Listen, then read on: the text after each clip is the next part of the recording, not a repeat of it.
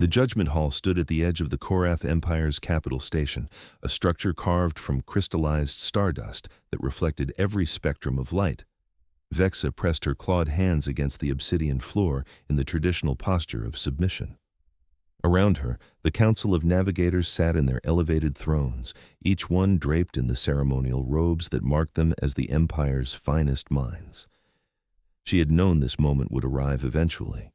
When she altered the coordinates for the civilian transport fleet, when she rerouted them away from the contested zone, she understood the consequences. But the alternative was watching 3,000 innocent lives vanish into weapons fire, while the military brass used them as bait to draw out rebel forces.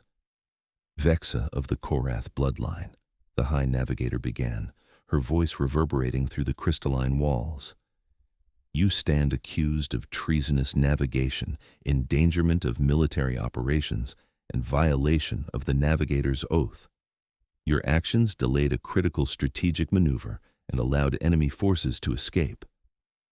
Vexa kept her eyes fixed on the floor.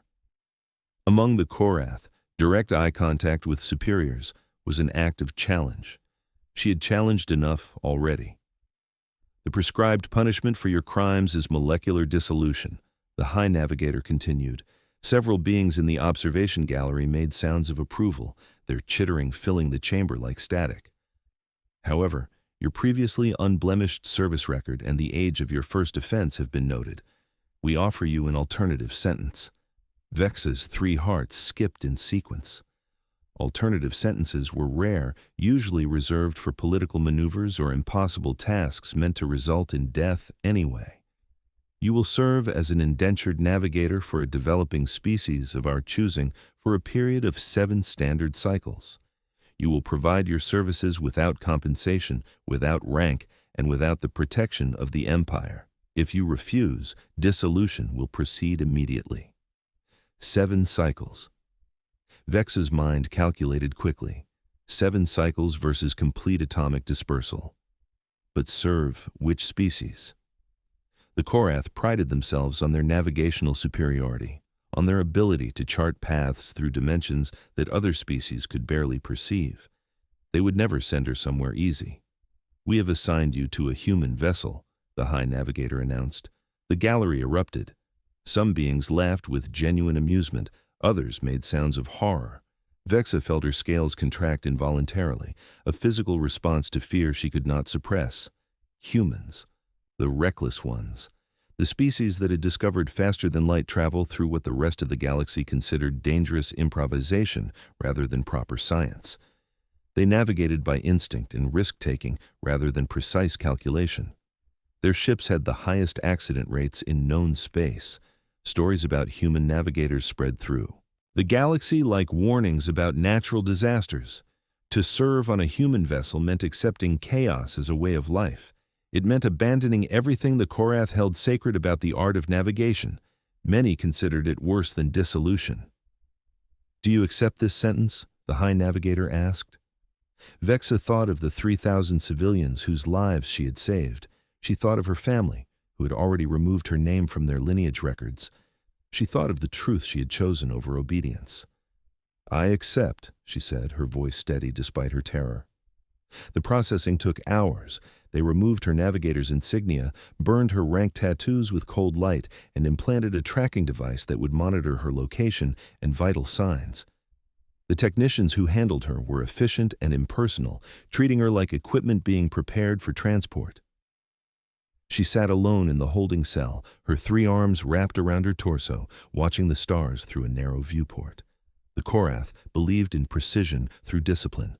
Chaos was death, emotion was error. These were the truths she had learned from her first breath, and humans represented everything the Korath feared most about the universe. When the transport finally docked at the human station designated as Waypoint 7, Vexa was escorted through corridors that seemed haphazard compared to Korath design. Pipes ran along ceilings at odd angles. Color schemes changed randomly. Humans moved through the spaces with casual disorder that made her navigational sense ache. They stared at her as she passed. Most seemed curious rather than hostile. A few children pointed and asked questions their parents quietly answered. Vexa kept her gaze forward, her scales shifting to their neutral gray pattern. In a small briefing room decorated with star charts that looked distressingly approximate, she waited. The walls were covered with images of various human vessels, each one unique in design rather than standardized. It disturbed her sense of proper order. The door opened. A human female entered, and Vexa's body tensed instinctively. She was tall for a human, with dark skin and hair pulled back in a practical style. She wore a ship captain's jacket, well worn but clean. When she looked at Vexa, her eyes were calm and assessing. "Hello," she said in passable galactic standard, her accent thick but understandable. "My name is Captain Amara Chen. I'll be your commanding officer for the next 7 years." Vexa said nothing. This was clearly a test of some kind. Captain Chen seemed unsurprised by the silence. She pulled out a data tablet and showed Vexa information. "This is the Meridian. She's a mid-range cargo vessel with a crew of 23. We run regular routes through the outer colonies, occasionally taking contracts for specialized deliveries. The work can be unpredictable, but we maintain good safety records. A cargo ship." Vexa had navigated Imperial warships through dimensional rifts. She had plotted courses through stellar phenomena that would tear lesser vessels apart. Now she would guide a freight hauler through standard routes. "I understand this isn't your choice," Captain Chen continued, "but I want to be clear about expectations. I need a navigator who can work with my crew, who can adapt to how we do things. In return, I'll treat you fairly and make sure you're safe." "That's the deal," Vexa finally spoke. "I know what humans are. Your kind navigates by gut feeling and luck. Your casualty rates speak for themselves." Captain Chen's expression didn't change. "You're not wrong that we take risks. But there's a difference between recklessness and calculated risk. I've been flying for 15 years, and I've never lost a crew member." "That proves nothing except that your luck has held," Vexa said coldly. "Maybe," Captain Chen replied. "Or maybe it proves that survival isn't just about following formulas. I hope you'll figure out which one is true." The journey to the Meridian took 2 hours on a shuttle that rattled in ways that made Vexa's navigational sense scream warnings. Captain Chen sat across from her, reviewing reports on her tablet, seemingly unbothered by the shuttle's erratic movements. When they finally docked, Vexa got her first view of the Meridian through the shuttle's viewport. The ship was medium-sized, with a design that looked cobbled together from multiple engineering philosophies. The hull showed repairs and modifications. Nothing matched properly. "Welcome to the Meridian," Captain Chen said, noticing Vexa's expression. "She's not pretty, but she's reliable." Reliable was not the word Vexa would have chosen. Inside, the ship was even more chaotic than Vexa expected. The corridors were narrow and crowded with equipment. The lighting varied from section to section. Crew members had personalized their work areas with decorations and modifications that served no functional purpose. Captain Chen led her through the ship, introducing her to the crew. They were humans mostly, but also a Centauri engineer, a Draxian medical officer, and a young Talesian who worked in communications. Each one greeted Vexa with curiosity rather than hostility. "This is Vexa, our new navigator," Captain Chen announced to the assembled crew in the mess hall. "She'll be with us for the next 7 years. I expect everyone to treat her with respect and help her adjust." A human male with graying hair and laugh lines around his eyes stepped forward. "I'm Marcus, first officer." He extended his hand in the human greeting gesture. "Looking forward to working with you." Vexa stared at the hand. Among the Korath, physical contact with strangers was considered aggressive. Marcus lowered his hand with an understanding smile. "Right, sorry, different customs." "Your navigation station is this way," Captain Chen said, leading Vexa to the bridge. The bridge was cramped compared to Korath vessels, 5 stations arranged in a semicircle, each one customized with personal touches. The navigation station sat at the front, with windows that provided a direct view of space. "This is your area," Captain Chen explained. "The previous navigator left us some notes about his system, but feel free to configure it however works best for you." Vexa examined the station. The equipment was standard but older than she was accustomed to. The calculations would need to be done with less processing support. The margin for error was higher. "This is inadequate," she said bluntly. "It's what we have," Captain Chen replied without offense. "Can you work with it?" Vexa ran her clawed fingers over the controls. She had been trained on the finest equipment the Korath Empire could provide. This was primitive by comparison, but it was functional. "Yes," she said finally. "I can work with it." "Good." Captain Chen checked her tablet. "We have a cargo run departing in 6 hours. Standard route to the Bellin colonies. Should be straightforward for your first assignment." After Captain Chen left, Vexa sat at the navigation station and began reviewing the ship's logs. The previous navigator's notes were scattered and informal, full of personal observations rather than precise calculations. Several times he had noted that he adjusted course based on feeling rather than sensor data. It was everything the Korath taught was wrong about navigation. The departure went smoother than Vexa expected. The crew moved with practiced efficiency despite their casual manner. Captain Chen commanded from the center seat, her orders clear and confident. "Navigator, plot course for Bellin Colony 7, Captain Chen ordered. Vexa input the calculations." The route was simple, a straight path through relatively empty space. Any first-cycle student could navigate it. "Course plotted," she reported. "Engage when ready." Vexa activated the FTL drive. The Meridian shuddered slightly as it made the jump, a roughness that would never happen on a Korath vessel. But they entered the tunnel successfully, and Vexa began monitoring their progress. The tunnel was stable. The ship moved along the plotted path. Everything was proceeding according to calculation. Then, the sensors detected an anomaly ahead. "Captain," Vexa reported, "there's a gravitational distortion in our path, minor but growing." Captain Chen leaned forward. "Can we navigate through it?" Vexa ran the calculations. The standard procedure would be to drop out of FTL, recalculate the route, and jump again. It would add 3 hours to their journey. "Recommend dropping to sublight," Vexa said. "How bad is the distortion?" Marcus asked. Vexa checked again. "Not severe. But protocol requires—" "What does your instinct tell you?" Captain Chen interrupted. Vexa felt her scales flush with confusion. "Instinct has nothing to do with navigation." "Humor me," Captain Chen said.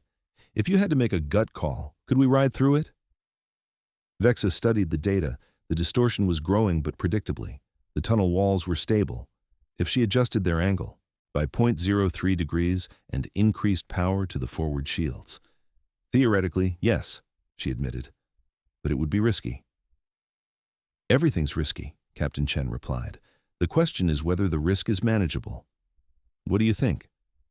Vexa hesitated. Every instinct trained into her said to follow protocol, but she could see the path through the distortion.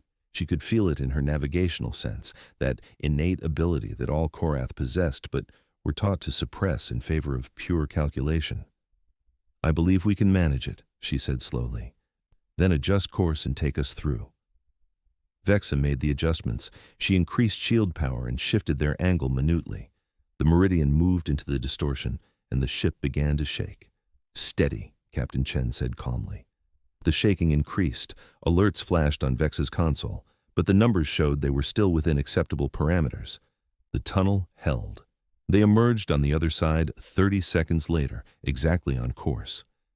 "Nice work, Navigator," Captain Chen said. Vexa stared at her console. They had just violated every protocol she had ever learned. And it had worked. The days began to establish a rhythm. Each morning, the ship's alarm would wake the crew at different times based on their duty shifts. Vexa learned that humans did not maintain synchronized schedules like the Korath. Each crew member worked their own hours, met their own responsibilities, created their own routines. It should have been chaos. Somehow, it functioned. Captain Chen ran the ship with clear expectations but flexible methods. She listened to her crew's input, adjusted plans when better information emerged, and trusted her people to do their jobs without constant supervision.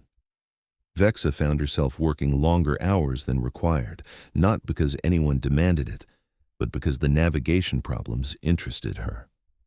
Each route presented unique challenges. The Meridian took contracts that larger, more prestigious ships avoided, tight delivery windows, difficult destinations, cargo that required careful handling. She began making adjustments to the navigation system, improving its efficiency. The calculations became faster, the course plotting more precise. She even started creating predictive models for common anomalies they encountered. You have a real talent for this, Marcus observed one day, watching her work. I was trained by the Korath Imperial Navigation Academy, Vexa replied. This is basic competence. Basic competence doesn't usually involve rewriting the entire navigation algorithm to account for micro-variations in tunnel density, Marcus said with a smile. That's innovation. Vexa had no response to that.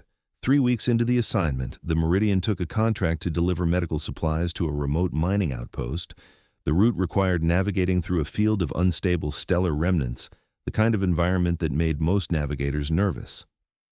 This is going to be tricky, Captain Chen said. During the briefing, the remnants create unpredictable gravitational eddies. We'll need to stay sharp. I have plotted 17 potential routes, Vexa reported. Each accounts for different eddy patterns based on historical data. 17? Marcus whistled. That's thorough. The Korath teach us to plan for every contingency, Vexa explained. The journey through the remnant field proved as difficult as expected. Twice, Vexa had to abandon her primary route and switch to alternatives as eddies formed in unexpected locations. The ship shook and groaned with the stress of rapid course changes. But each time, Vexa felt something clicking into place. Not just calculations, but an understanding of how the eddies moved, how they interacted, how they could be anticipated not just through data, but through feel. It was deeply uncomfortable. It was also exhilarating. They delivered the medical supplies on time. The mining outpost supervisor thanked them profusely, explaining that 3 other ships had refused the contract. That night, the crew celebrated with a meal in the mess hall. Someone had cooked something called pasta, and the smell filled the ship. Music played from speakers, some human style with drums and strings. Vexa sat at the edge of the gathering, uncertain how to participate. Among the Korath, meals were efficient affairs, nutrients consumed, energy restored, back to duties. This seemed to be something else entirely. Try some, the Draxian medical officer, Krell, said, placing a plate in front of her. It's carb-heavy but satisfying. Vexa examined the food. She had researched human cuisine enough to know this was safe for her biology. She took a small bite. The flavors were intense, nothing like the balanced nutrient pastes of home. But it was good. What do you think? Captain Chen asked, sitting down across from her. It is acceptable, Vexa admitted. High praise from a Korath, Marcus laughed. Tell us about your homeworld, the young Talesian, Lyra asked eagerly. What's it like? Vexa hesitated. She had not spoken about home since arriving. It is very different from this, she said finally. Everything is ordered. Cities are designed with mathematical precision. Every building serves multiple calculated functions. There is no randomness. Sounds efficient, Krell observed. It is. Vexa paused. It is also very cold. The crew exchanged glances but said nothing. Captain Chen simply nodded, as if understanding what Vexa could not quite articulate. The months passed. Vexa completed navigation assignments that grew progressively more complex. The crew learned to work with her precise communication style. She learned to tolerate their informal approach. Slowly, something unexpected happened. She began to enjoy the work, not just the technical challenges, but the collaborative nature of it. On Korath vessels, the Navigator worked in isolation, making calculations that others simply followed. Here, Captain Chen consulted her during planning. Marcus asked her, opinion on route efficiency. Even Lyra would bring her unusual sensor readings to analyze. They treated her like a valued team member, not a prisoner.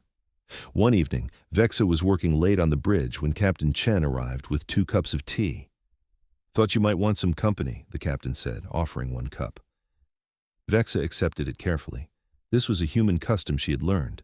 Tea drinking was social, not just functional. They sat in comfortable silence for a while, watching the stars stream past through the windows. Can I ask you something? Captain Chen said eventually. Yes. Why did you do it? Change those coordinates? Vexa was quiet for a long moment. Among the Korath, discussing past failures was taboo. But Captain Chen had shared stories about her own mistakes, her own learning experiences. My sister was on one of those transports, Vexa said finally. She was traveling to a medical conference. She had nothing to do with the war. None of them did. But the military was going to use them as bait. Captain Chen nodded slowly. So you saved 3,000 people, including your own family. I violated my oath. I compromised military operations. You chose lives over orders, Captain Chen corrected gently. That takes courage. My people do not see it that way. I know, Captain Chen sipped her tea. But for what it's worth, I think you made the right choice. Vexa felt that unfamiliar tightness in her chest. Korath did not cry, but she understood now what the sensation meant. Thank you, she said quietly. The crisis came in their 8th month together. The Meridian accepted a contract to deliver construction equipment to a new colony on the edge of explored space. The route was long but straightforward until they received a distress call. This is the research vessel Galileo, a panicked voice came through communications. We've suffered catastrophic engine failure. Life support is failing. Current position. The coordinates place the Galileo 3 hours off their current route. Can we reach them? Captain Chen asked immediately. Vexa was already calculating. Yes, but it will require entering the Maelstrom Cluster. The bridge fell silent. Everyone knew about the Maelstrom Cluster. It was a region of space where gravitational forces from multiple collapsed stars created navigational nightmares. Ships that entered rarely came out intact. How many people on the Galileo? Captain Chen asked. 15, Lyra reported from communications. And how long do they have? Life support will fail completely in 4 hours. Captain Chen looked at Vexa. Can you navigate the cluster? Vexa studied the data. The cluster was chaos incarnate. Every Korath principle of navigation said it was impossible to chart a safe path through such unpredictability. But she was not just Korath anymore. She had learned from months of flying with humans, from watching Captain Chen make impossible decisions work, from trusting in more than just pure calculation. I do not know, Vexa admitted. The calculations alone are insufficient. The variables are too complex, too rapidly changing. What does your gut tell you? Captain Chen asked. That was the question. What did she feel beneath the numbers in the protocols? Vexa closed her 3 eyes and reached for that sense she had been taught to suppress, that innate navigational awareness that went beyond mathematics. I believe I can find a path, she said, but I cannot guarantee success. Good enough, Captain Chen said without hesitation. All hands, prepare for emergency navigation.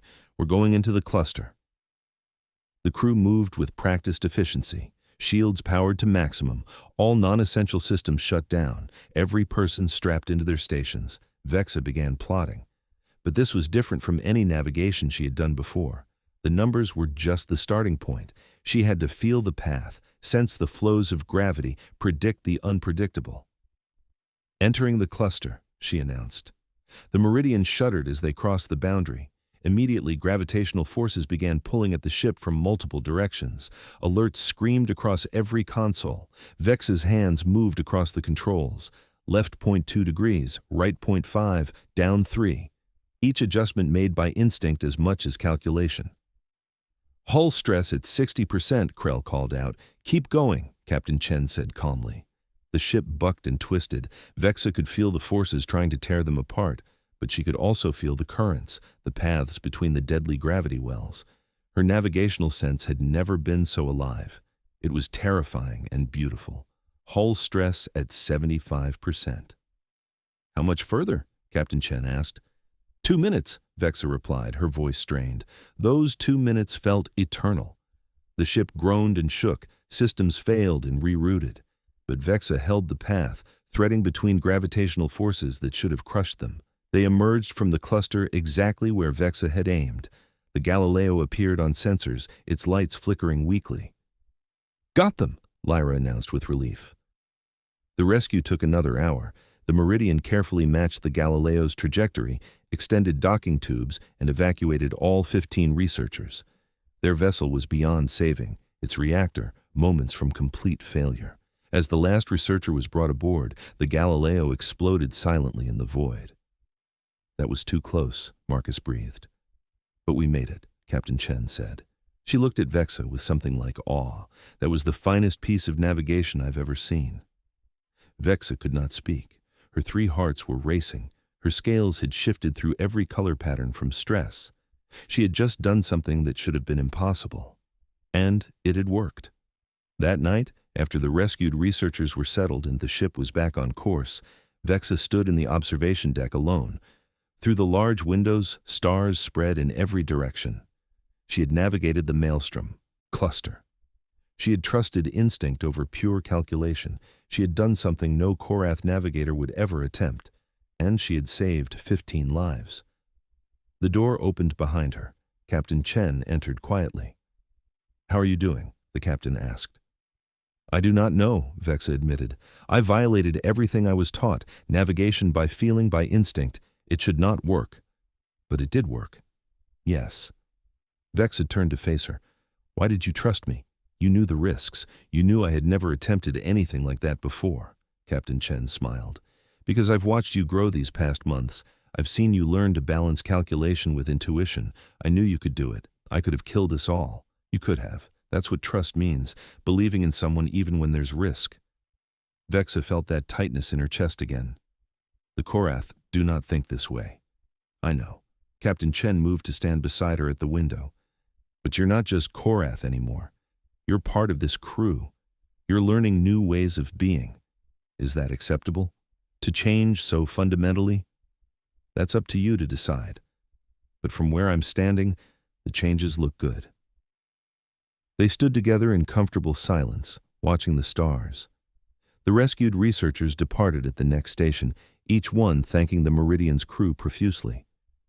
The lead researcher, an elderly Centauri named Dr. Ven, spoke with Vexa privately before leaving. "I've been a navigator for 40 years, Dr. Ven said. I've never seen anyone navigate the Maelstrom Cluster successfully. What you did was remarkable." "I was fortunate," Vexa replied, uncomfortable with the praise. Fortune had nothing to do with it. Dr. Ven studied her with wise eyes. "You know, the greatest navigators are not those who simply follow the rules. They are those who understand when to transcend them." After the doctor left, Vexa returned to her station and found a message waiting. An official communication from the Korath Empire. Her 3 hands shook slightly as she opened it. The message was from the High Navigator herself. It acknowledged Vexa's actions in rescuing the Galileo. It noted that word of her navigation through the Maelstrom had spread through the galactic community. However, the message concluded, "Your methods remain unacceptable by Korath standards. You have chosen instinct over discipline, chaos over order. While your sentence will be completed as scheduled, know that you will never be welcomed back to the Empire. Your name remains stricken from all records." Vexa read the message 3 times. Then she deleted it. She had expected nothing different. The Korath did not change their minds. They did not forgive deviation from their principles. But as she looked around the bridge of the Meridian, at the stations where her crew members worked, at the stars beyond the windows, Vexa realized something important. She did not need the Empire's forgiveness. She had found something more valuable. The remaining months of her sentence passed quickly. The Meridian took increasingly challenging contracts, and Vexa's reputation as a navigator grew. Other ships began requesting routing advice. Research institutions asked her to contribute to navigation studies. Captain Chen offered to pay her a salary despite the terms of her sentence. Vexa refused, explaining that accepting payment would violate the legal agreement. "Fair enough," Captain Chen said, "but the offer stands once your sentence is complete." 1 year before her sentence ended, the Meridian was hired to navigate a diplomatic convoy through dangerous territory. 3 ships carrying ambassadors from a dozen species to a peace conference. The lead diplomat, a Valkis named Revan, inspected the Meridian personally. When he saw Vexa at the navigation station, his expression showed clear disdain. "A Korath criminal," he said coldly in their shared language. "This does not inspire confidence." Vexa kept her gaze on her console. "I am the finest navigator in this sector. My record speaks for itself. Your record is of failure and dishonor. My record is of 943 successful navigations without a single casualty," Vexa replied calmly. "Can you say the same of your previous escorts?" Revan had no response to that. The convoy mission proved more dangerous than expected. Pirates attacked twice. Both times, Vexa navigated evasive maneuvers that kept the diplomatic ships safe, while the Meridian's minimal weapons provided cover. When they finally reached the conference site, Revan spoke with Captain Chen privately. Vexa watched from a distance as they conversed. Later, Captain Chen approached with a strange expression. "Revan wants to hire you," she said. "Exclusive contract to navigate for diplomatic missions. The pay would be substantial." Vexa felt her scales shift with surprise. "What did you tell him?" "That you still have time on your sentence, and after that your choices are your own." That night, Vexa sat in her quarters considering the offer. Prestigious work, high pay, a chance to rebuild her reputation in the wider galaxy. But it would mean leaving the Meridian, leaving this crew who had become family. The decision became clear when she realized she was not even tempted by Revan's offer. The day Vexa's sentence officially ended arrived with little fanfare. Captain Chen presented her with official documentation of completion. No celebration, no grand announcement, just a simple question. "So, what's next?" Vexa looked around the bridge. Marcus was monitoring communications. Lyra was updating star charts. Krell was reviewing the medical inventory. Normal day, normal duties. This was home now. "I would like to accept your employment offer," Vexa said, "if it still stands." Captain Chen's smile was genuine and warm. "It absolutely stands. Welcome to the crew, Vexa. Officially this time." Marcus started a slow clap that the rest of the bridge crew joined. Even Krell, who rarely showed emotion, was grinning. "Does this mean we, get to keep the good navigator?" Lyra asked. "You are stuck with me," Vexa confirmed. "Best news all month," Marcus declared. That evening, the crew threw a small party in the mess hall. Nothing elaborate, just good food and better company. They presented Vexa with a gift, a custom star chart showing all the routes she had navigated during her time on the Meridian, with special markers for the Maelstrom Cluster rescue and other notable journeys. "This is your story," Captain Chen explained. "Every path you have charted, every challenge you have overcome. We wanted you to have a reminder." Vexa held the chart carefully. Among the Korath, individual accomplishments were subsumed into collective records. No one kept personal histories of their work. This was different. This was acknowledgement of her unique contributions. "Thank you," she managed to say, past the tightness in her chest. 3 months after becoming an official crew member, Vexa was at her station when an alert came through from Galactic Navigation Control. "All vessels be advised," the message read. "The Korath Empire is experiencing a navigational crisis. A dimensional rift has formed near their home system, growing rapidly. They are requesting assistance from any qualified navigators." The bridge fell silent. Everyone looked at Vexa. "That is my home system," she said quietly. "Millions of Korath live there." "Can the rift be stabilized?" Captain Chen asked. Vexa pulled up the data. The mathematics were staggering. The rift was unlike anything she had studied before, massive, unstable, and growing exponentially. But as she studied the patterns, she began to see something, not just in the numbers, but in the fundamental nature of the rift itself. "I think I understand it," she said slowly. "The rift is not random. It has a structure, a flow. If someone could navigate close enough to the event horizon—" "That would be suicide," Marcus said. "Perhaps." Vexa continued her calculations, "or perhaps it would be possible if one understood both Korath precision and human intuition." "You want to go?" Captain Chen said. It was not a question. "They are my people," Vexa said. "Even if they have rejected me, I cannot let them die." Captain Chen checked their current position. "We are 4 days away at maximum speed." "The rift will reach critical expansion in 5 days, Vexa reported. "Then we better get moving." Captain Chen activated ship-wide communications. "All hands, emergency protocols. We are heading to the Korath home system. This is a rescue mission." "But Captain," Lyra protested, "the Korath exiled Vexa. They do not want her help." "Does not matter what they want," Captain Chen said firmly. "It matters what they need. And right now, they need the finest navigator in the galaxy." The journey to the Korath system was tense. Vexa spent every waking hour studying the rift data, running simulations, and plotting approaches. None of the traditional methods would work. The rift was too large, too unstable. She would have to navigate into it, close enough to understand its fundamental structure and make corrections from inside the event horizon. It was theoretically possible. It was also the most dangerous thing any navigator could attempt. When they arrived at the Korath system, they found chaos. Hundreds of ships clustered at safe distances, watching the rift tear through space. The Imperial fleet was attempting containment, but their efforts were failing. The Meridian received an immediate hail. "Unknown vessel, you are entering a restricted zone," the Korath officer said. "Withdraw immediately.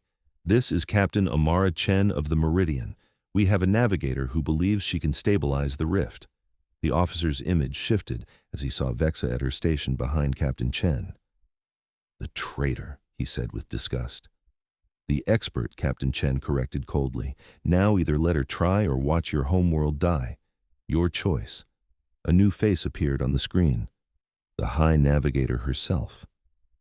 "Vexa," the High Navigator said, "you understand what stabilizing this rift would require?" "Yes," Vexa replied. "I would need to navigate into the rift's interior and make corrections to its dimensional matrix from inside. The survival probability is low." "Why would you do this?" "For people who exiled you. Because it is the right thing to do." Vexa met the High Navigator's gaze steadily. "I learned that from humans." The High Navigator was silent for a long moment. "You may proceed. May the currents guide you." Captain Chen turned to Vexa. "You do not have to do this." "Yes," Vexa said, "I do." The Meridian approached the rift slowly. Vexa had never seen anything like it. A tear in space itself, edges writhing with dimensional instabilities. Looking at it made her navigational sense scream. "All non-essential crew to escape pods," Captain Chen ordered. "If this goes wrong, I want as many survivors as possible." "Captain," Marcus said, "we should all go to the pods. Let Vexa pilot remotely." "No," Vexa said. "I need to feel the navigation directly, and I need Captain Chen's judgment if I am uncertain." "Then it is just us," Captain Chen said, settling into her command chair. "Let's save a world." Vexa took a deep breath and began her approach. The moment the Meridian entered the rift's outer boundary, every system went haywire. Gravity reversed, inverted, and multiplied in random patterns. The ship's hull groaned under impossible stresses. But Vexa had trained for this. She had learned to navigate by more than just instruments. She reached out with her navigational sense, feeling the currents of broken space around them. "Down 4 degrees, she called out. "Compensate for inverse gravity." Captain Chen relayed the orders to the engines. The ship responded barely. They went deeper. The rift's energies battered the Meridian. Systems failed one by one. But Vexa kept finding the path, threading between the worst of the dimensional storms. "We are approaching the core," Vexa announced. "This is where I make the corrections." The core of the rift was a maelstrom of broken physics. But Vexa could see the structure beneath the chaos. She could feel how it all connected. She began making adjustments, tiny modifications to the ship's position, precise releases of energy that interacted with the rift's matrix. Each change was calculated and felt simultaneously, mathematics and instinct working as one. "It's working," Captain Chen breathed, watching the readings. The rift began to stabilize. Slowly, gradually, the dimensional tiers started sealing themselves. The energies calmed. But the rift fought back. A massive surge of energy erupted from the core, straight toward the Meridian. Vexa saw it coming. She also saw that there was no way to dodge it and maintain the stabilization she had already achieved. She made her choice in a fraction of a second. "Captain, prepare for emergency ejection," Vexa said calmly. "What?" "No. The surge will destroy the Meridian in 7 seconds. You must eject now. Not without you. The rift will collapse if I stop maintaining the matrix."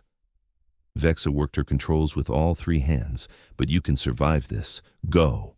"Vexa, go." Captain Chen hesitated one more second. Then she slammed the emergency ejection control. Her command chair rocketed away from the ship, encased in an escape pod. Vexa watched it go, satisfied.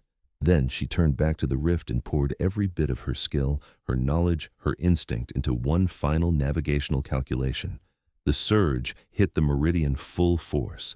The ship disintegrated around her. But in that final moment, Vexa completed the stabilization. The rift's matrix locked into place, the dimensional tiers sealed completely. As consciousness faded, Vexa felt at peace. She had saved her people. She had proven that combining Korath precision with human intuition could accomplish the impossible. She had found her purpose. Vexa woke to white light and the sound of medical equipment. Her 3 hearts were beating steadily. All her limbs responded when she tried to move them. She was alive. "Do not try to sit up yet," a familiar voice said. Krell's face appeared above her. "You have been unconscious for 3 days. The rift," Vexa asked, "stabilized completely. The Korath home system is safe." Krell adjusted something on the medical console. "You also have approximately 200,000 people who want to thank you personally." "How am I alive?" "Captain Chen's ejection trajectory brought her close enough to grab your pod before you drifted into the rift's final collapse." "She nearly died doing it," Krell said with a mixture of disapproval and admiration. "But you are both alive." "My pod? Your ship's safety systems ejected you at the last possible moment," Krell smiled, a rare expression. "Apparently, Captain Chen had programmed an override to eject you even if you refused." Vexa felt that familiar tightness in her chest. Of course she had.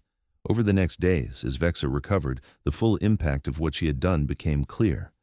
The Korath Empire was offering full reinstatement, restoration of her name, and the highest honors they could bestow. The Galactic Council was calling her a hero, but the message that mattered most came from her crew. "We are all okay." The video message showed the entire crew of the Meridian crowded into someone's hospital room.